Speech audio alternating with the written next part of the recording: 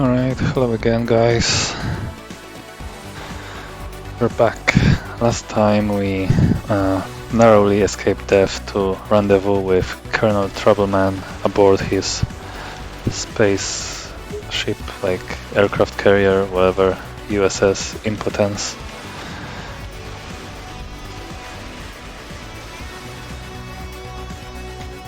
Yeah, let's see what's next in store for us. I think it will be an air-to-ground mission, the first of its kind. Yep, time to strike on smugglers.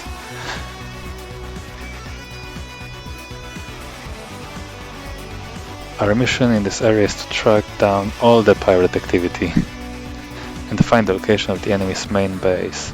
We need to free kidnapped Professor von Hamburger before he finishes construction of his quantum cannon for the dictator Xoxx. So this is what I don't understand. If this cannon can be used to destroy the universe as Xoxx wants, then why doesn't the professor just, like refuse to cooperate and get killed? Like his life is not as important as the existence of everyone else. But yeah, the story is kind of an afterthought in this game. Our immediate target is a large transship point located on a nearby P3YT6 planetoid. Yeah, okay.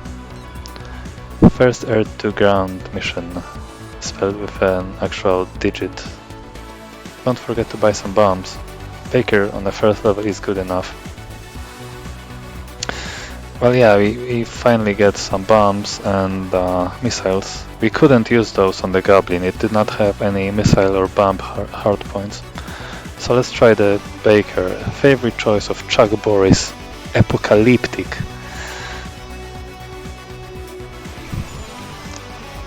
Gotta wait for them to charge. Wow, the recharge time is very slow, like what, one every 5 seconds? Or one every 3? It's pathetic. It's much better in Jets and Guns Gold, where you have to wait for 3 seconds first, but then the recharge is, I think, faster. It's kinda cool, it sprays fire around, but as you can see it doesn't do much of anything.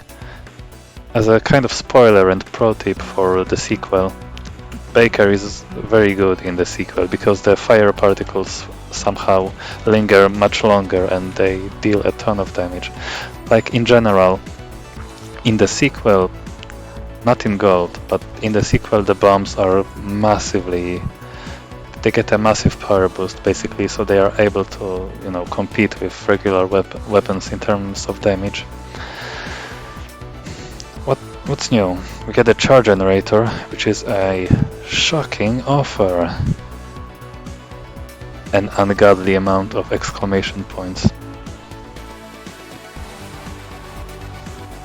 Our gadgets with simple construction but outstanding firepower.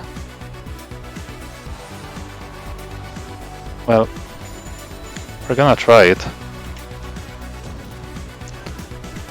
It's hard to gauge its power because it just kind of breaks anything it touches. It's probably powerful, but also ridiculously overpriced. Yeah, one reason I'm making this Let's Play is because the weapon balance is completely different compared to Gold.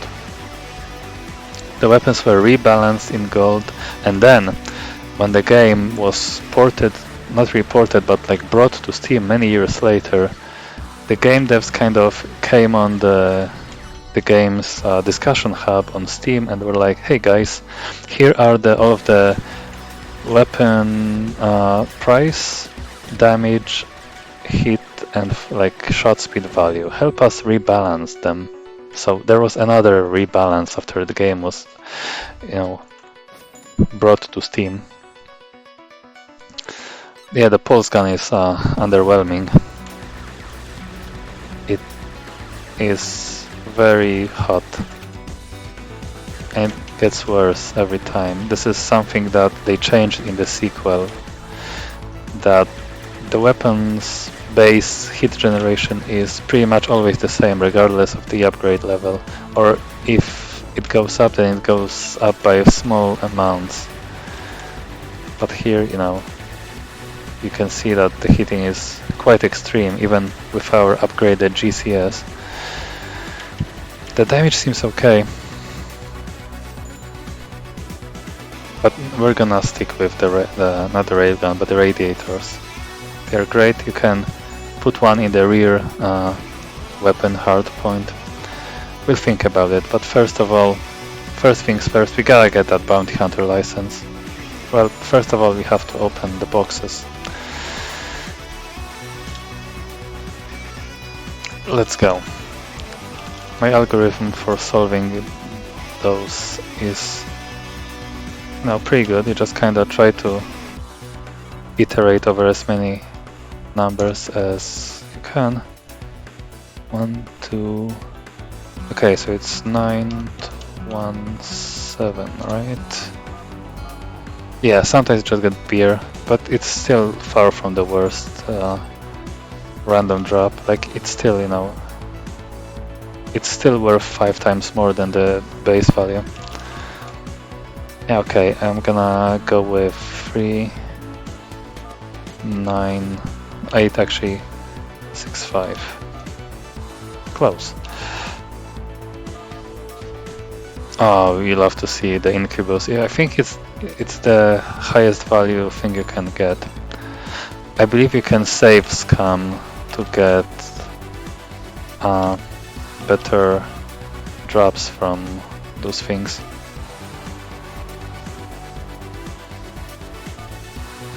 But we're not gonna do that because it's not very fun.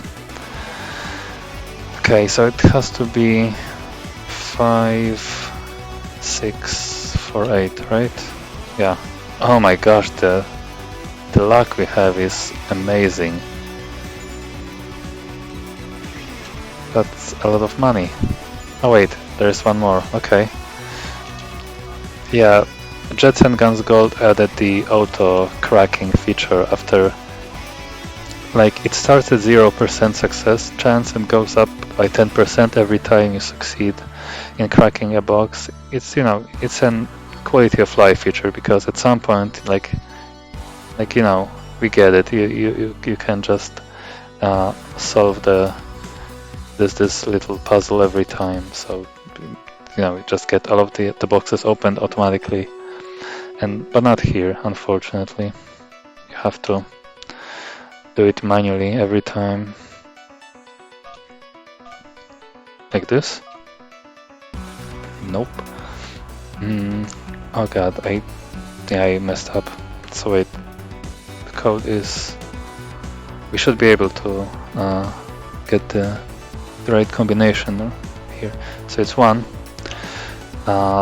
7, 6, 5. Yeah, this is the worst drop that you don't want to see. Sometimes you just get a teddy bear. It bleeds blast those bloody bastards when you press it. So yeah, it effectively halves the value of a cargo container. Some, you know, you win some, you lose some. We have had godly luck so far, and again, saves coming for those is just not fun at all. Oh, oops, I have overlaid the windows on the second monitor so that I don't see how long we have been recording. Hang on, what happens if I Alt-tab? Okay, we're back. The sound paused, but yeah, I wanted to see. Yeah, I have... this is an improvement to my Let's Playing routine. I have you know, a notepad window opened with some notes for myself, especially with talking points, so I don't forget. It's easy to forget while you're playing, you know, but as I said in one of the first videos, it's just a shoot 'em up. There is very little to say here. It shouldn't take us more than like 5 hours to beat the entire game, and I only have like 2 talking points to why do I want to say extract? It's not even the right word. To cover. One of which literally says MaSu fucking rocks. MaSu is how Machine Supremacy like to abbreviate their, you know, their band's name, because MS kind of sounds like Microsoft, and that's kind of, I think, you know, those guys, they feel like they would oppose Microsoft. They were very pro-piracy while they were smaller and unaffiliated with a record label. But yeah, we're gonna talk briefly about the other talking point, which is about where I got this game from. So I do have a full version of the game from a PC gaming magazine from 2004, some issue from that year, and I had it installed on my operating system, but I am currently experiencing like technical issues, hardware issues specifically. I think my new Ryzen CPU is faulty, and occasionally it will just, like, the computer will just restart itself. No blue screens of death or anything. It seems that some people have had this issue, but very few, and they've tried a lot of things, but basically nothing works, and you just have to RMA the CPU. So I'm still trying a few things.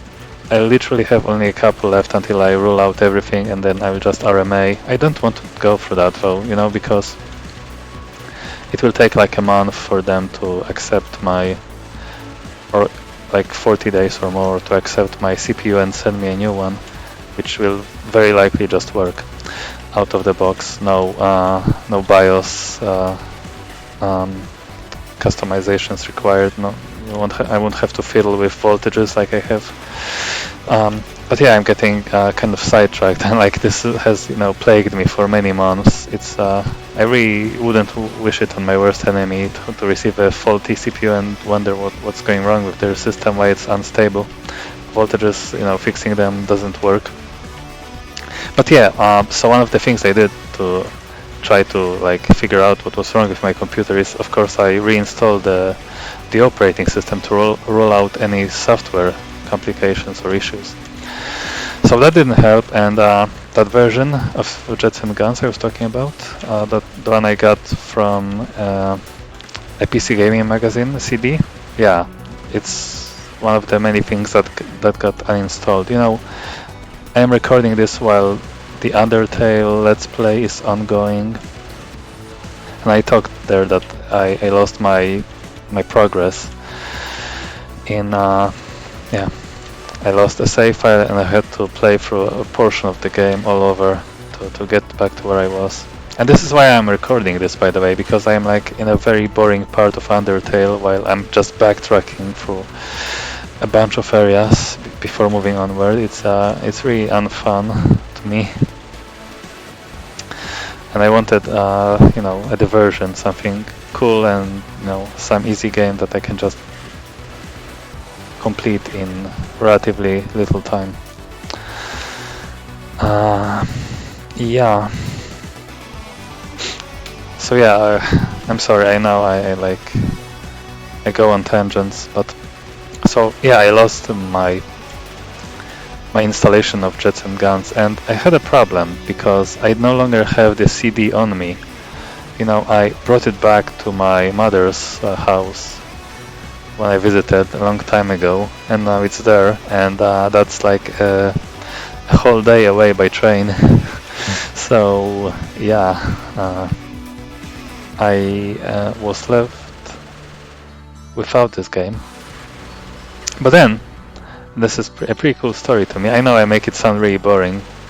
I will like put a link in the like video description so you can skip all of this. But I realized, oh, I have an installation, an exe like installer for the full game laying around on my desktop. And I was like, what is it doing here? Did I copy it from the CD? Because that would be very smart and very very helpful, you know. But that wasn't it. That was actually the reflexive arcade version of the game. that I found it online somewhere. So this is the version I'm running right now. Let me tell you about Reflexive Arcade. It is like an early DRM platform, kind of like Steam. It basically ceased to exist in like 2010. Yeah, and they kind of had their own idea of a game demo, like this version of the game. If you install it, it asks you to input a code, a Reflexive Arcade game code, which you no longer can get.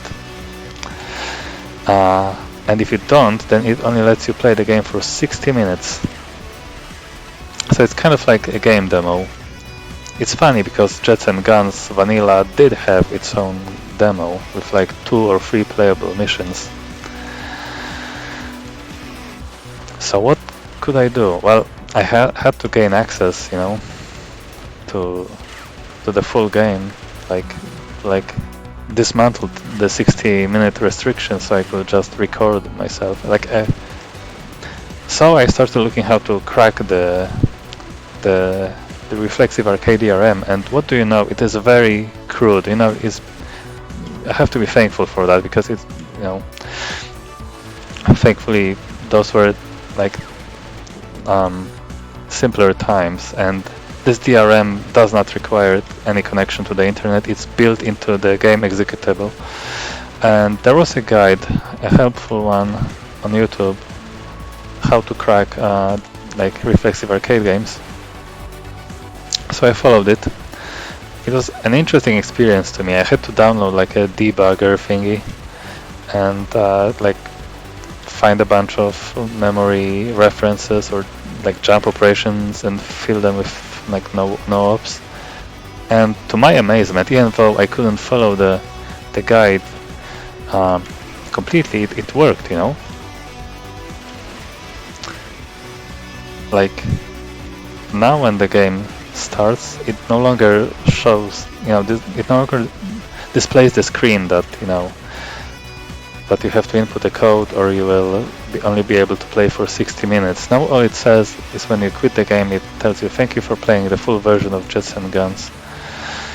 And yeah, the crack worked, so I am very happy about that. I do not feel guilty in the slightest because I already own the full version, so like if I get it in a different form, that's just more power to me. I don't have to spend 2 whole days traveling to my mother's house and back to get the CD and reinstall the game without in a DRM-free version.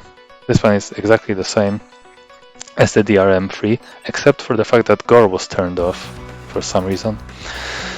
And I could have just asked her to send me the CD, but that was slow. So yeah, okay, you can skip that part. I mean, like, yeah, a lot of people will. We got a game to play. We got a smuggler base to raid. Yeah, we're gonna get ourselves that juicy bounty hunter license. The cooling is okay. We could buy the Carnage TV transmission set. It gives you a tiny bit of money for like comboing troop kills, and this level will actually have opportunities for that. Yeah, like I said earlier, bombs are crap in this game, not worth your time. Better to just upgrade your weapons. Yeah, okay, the heat is starting to become an issue.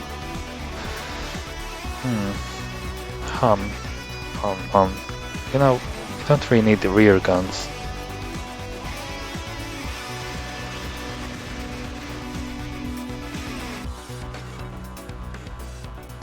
That looks better. We can also stick a radiator at the rear for some tiny bit, more rear firepower. But I guess technically,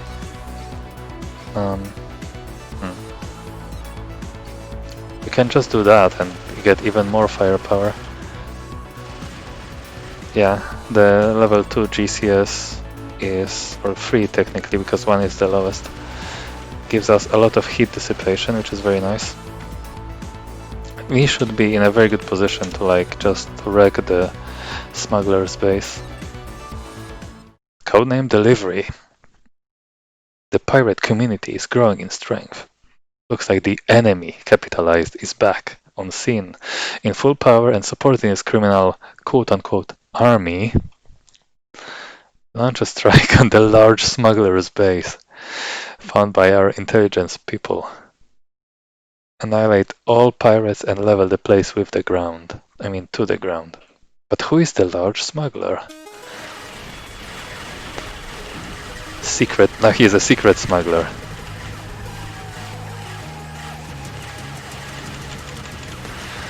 Track's name is Flight of the Koala. That's how it's called in-game. In the soundtrack release, it has been renamed to Flight of the Toyota. I don't know why. I mean, the T-MiG 226 that we're flying is nicknamed the Koala Killer. That's how I called my PC, by the way. Like, you know, you can set its network name, so my previous PC rather. The next one is named Atomic Emu, which is a bit of a reference to Jets and Guns Gold, because you can purchase an upgraded version of the T-MiG 226 called T-MiG 331 or something like that, the Atomic Emu. But yeah, sweet music is playing. We have a ton of firepower. Basically no one can touch us. Like I said, the game gets much easier once you discover the right combination of guns. And, you know, just find the best one and just stack it. Those barrels that you can launch skyward, they deal like extreme damage. We just got a multi-kill for Carnage TV for 500 credits, that's very nice. But yeah, those barrels, they just kill whatever they hit, including you, and they will probably insta-kill you, so you gotta be wary. You know, gotta watch out for that. You see those huge rocket launchers? I just destroyed one. Those can be hacked with the Remcon, but only in Jets and Guns Gold. You can make them explode and scatter some shrapnel around that damages enemies. But yeah, in Jets and Guns Vanilla, Remcon is pretty much useless.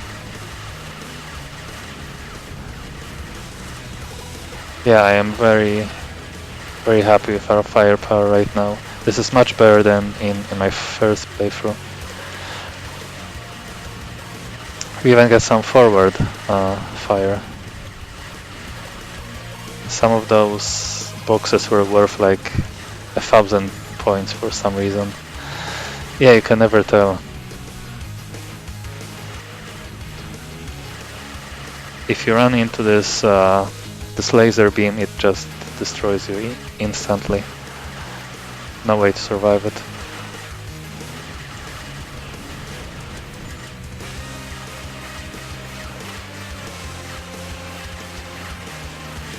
Command. Okay, whatever that was. Oh gosh, I got hit by it and I'm almost dead now.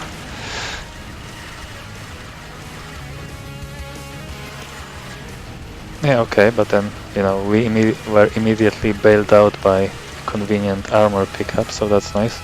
Or health, I guess. Oh, come on. Oh, dang it, I just missed 100 points by letting that little fighter jet fly past us. Oh well. 100 points is not that much. We will more than make up for it by, you know, by getting some Carnage TV bonuses. The flying revolvers are such cool ships, highly damaging too.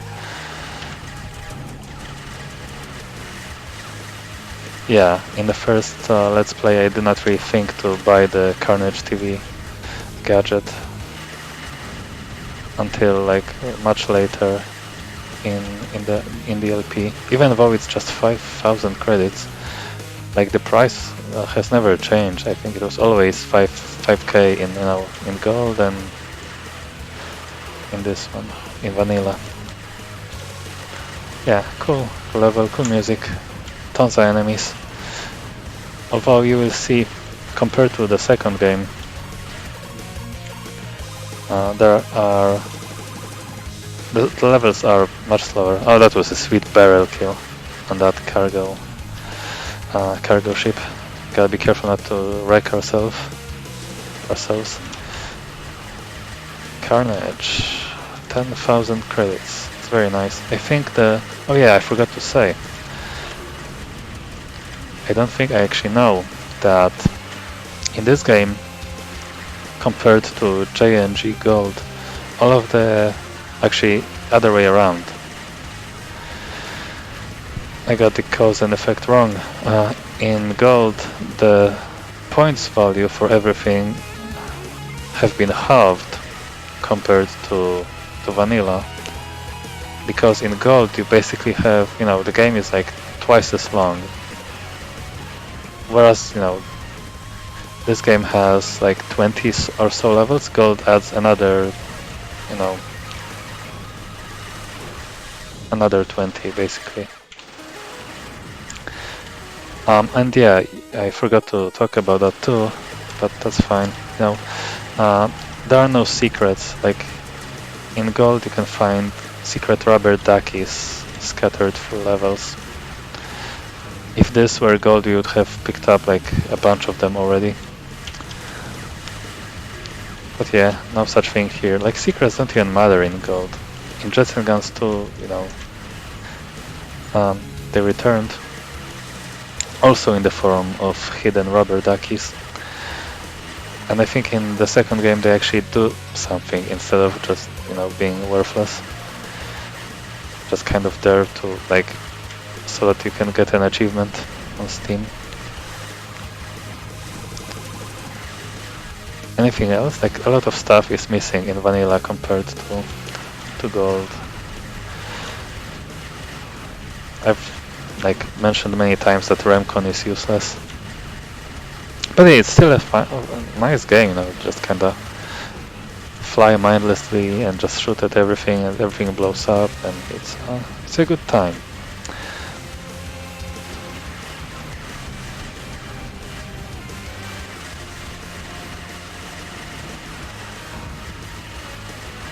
Yeah, I forgot if I eventually said what I wanted to say or not, but yeah, the levels kind of drag on in the first game compared to the second one. But yeah, here we have our first boss, Coffinator.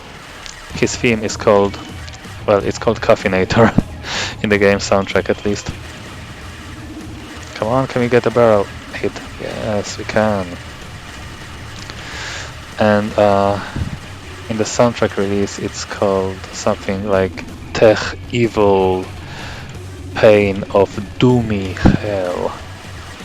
Yeah. That is the name in the soundtrack release. Good fight. Did you see that? We got 300,000 points from that boss alone. That accounts for half the total score we got from this level, which is kind of crazy. But yeah, we did quite a bit better, which I'm always happy to see.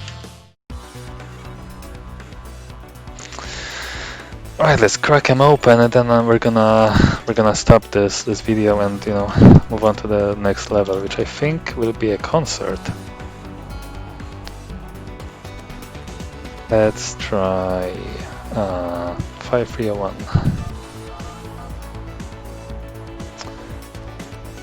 How about 1053? Okay, then I don't know how many tries you get, but you basically never fail the cracking if you are cautious and make sure that you don't repeat digits in the same field. Okay, I see now. The code is 3015.